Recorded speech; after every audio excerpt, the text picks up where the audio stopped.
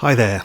Okay, in this video I really want to throw a spotlight on this movie from 1954, and it's put out a few years ago by the Studio Canal Vintage Classics label. I know there's quite a few fans of this label, and this is a film called The Teckman Mystery, and it is directed by Wendy Toye. Now this release in particular really is quite a significant one, not just because of the film but also because of the fantastic extras that are on this. So I just want to talk about the movie itself and those extras, because this really is quite a significant release, I think. Now, the film itself is directed by Wendy Toye, and she's a significant British female director who worked in the 50s, doesn't have an extensive filmography, but her 50s work in particular is quite interesting, a very inventive and creative director until the studios got involved and sort of curbed her creativity. But yeah, this release will give you a great representation of Wendy Toye's work. But first, let's just go back to 1940 and to this movie, The Thief of Baghdad. Absolute classic movie, this one, produced by Alexander Korda, co-directed by Michael Powell, Oscar winner for its special effects and also for its Oscar-winning cinematography by George Perrenal. Absolutely classic one, this. So why am I mentioning this film? Well, for a couple of reasons. So Wendy Toye, when she started her career, she was a dancer and a choreographer, and she was actually involved in the choreography of some of the dancing that appears in this film, The Thief of Baghdad. She's uncredited in the film. And then also just have a look here at the main actor here, who is playing Ahmad, who is the actual king of Baghdad, who needs to try and regain his kingdom. The actor here making his film debut is John Justin. Now, he is the star of The Teckman Mystery. Now, I'm not going to give spoilers, but essentially what we have with The Teckman Mystery is a murder mystery. So we have John Justin playing a novelist who's commissioned by his publisher to write a novel about an airman who died young whilst testing a new plane. Except once he starts looking into the death of this Martin Teckman, it appears as though maybe he didn't actually die after all, and there's further mystery involved, but I won't say more than that. Now, the story is adapted from a play by Francis Durbridge. Maybe that's a name that's familiar to you, maybe it's not.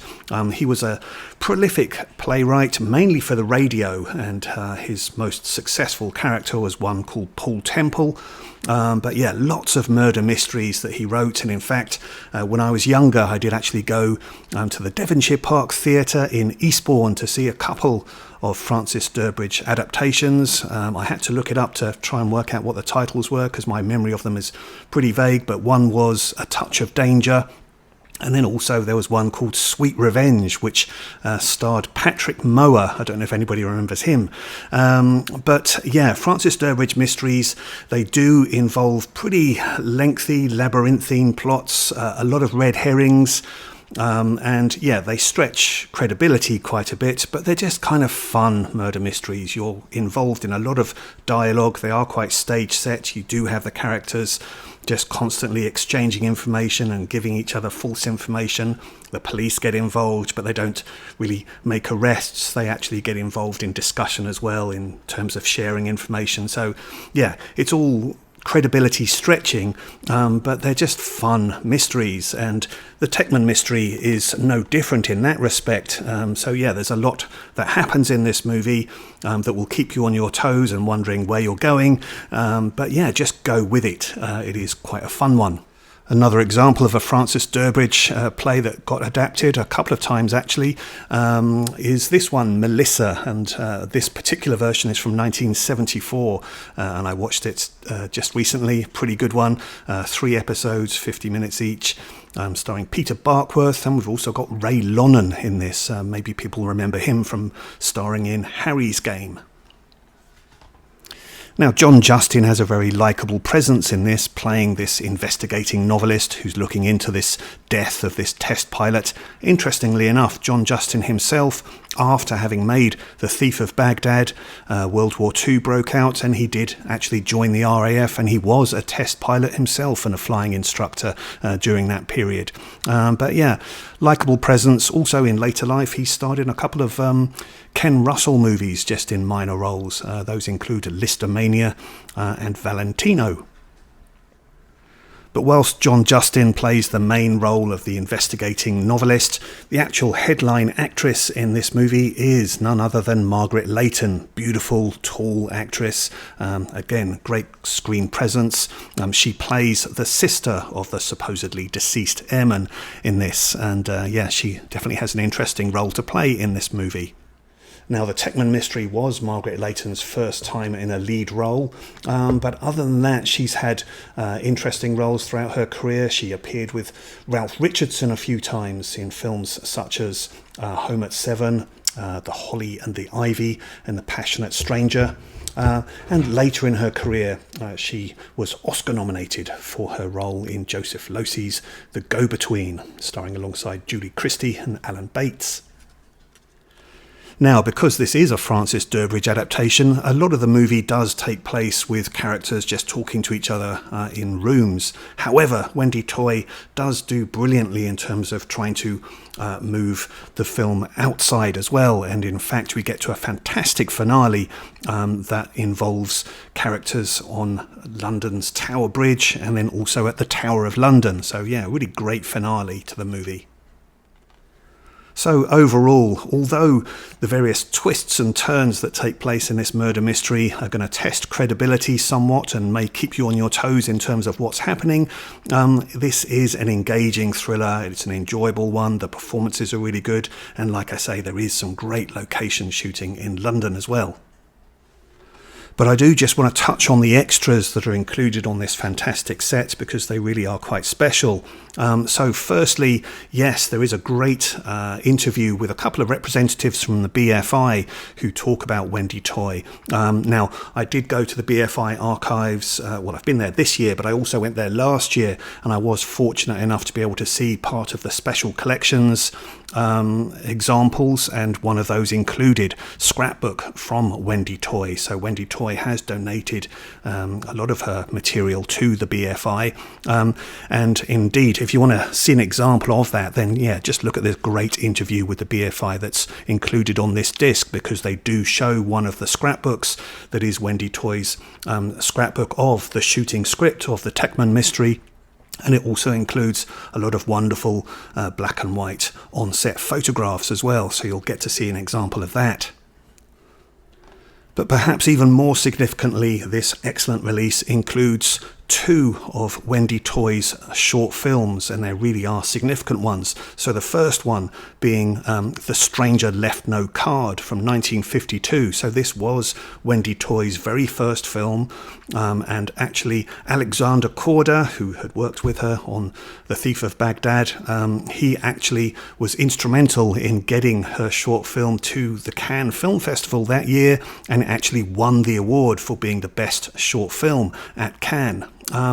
Really tremendous film this, and beautifully restored as well. And this one stars Alan Bedell, so an actor who, for me, I definitely knew later in his career, kind of playing official kind of roles, barristers, ministers, things like that, in films such as The Day of the Jackal and Shogun as well.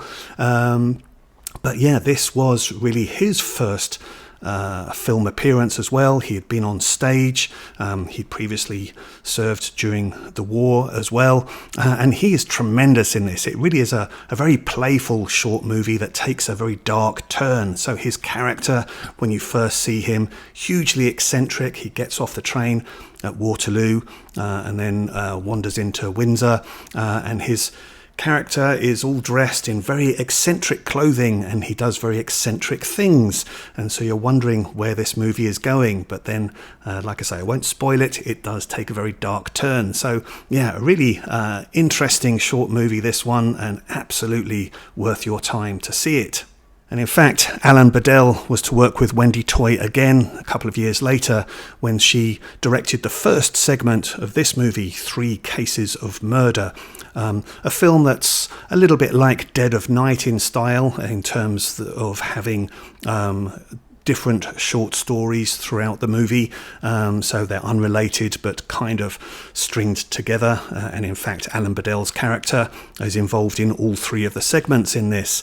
But yeah, in Three Cases of Murder, in which Wendy Toye does get the very same cinematographer that worked on The Thief of Baghdad, Georges Perrenal, she films a really interesting first segment here that involves Alan Bardell's character coming out of a painting so that he can actually try and lure someone in and involve them in a bit of a strange murderous plot, so that he can get some lighting inside this building that's pictured within the painting.